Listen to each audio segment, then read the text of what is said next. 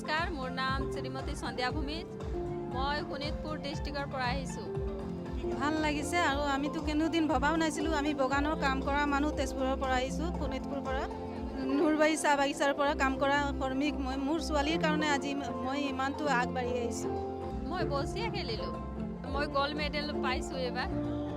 ধন্যবাদ মই চৰকাৰক জনাইছোঁ, ইমান সাহ দিছে পোৱালীকেইটাক আগবাঢ়িবলৈ। মানে মৰা মানুহ যেনেকুৱা জিন্দা কৰে এনেকুৱা পোৱালীকেইটাক যে জিন্দাই থাকিব নিবিচাৰি আশাই এৰি দিয়ে, এই পোৱালীকেইটাক সি ইমান সাহ দিছে।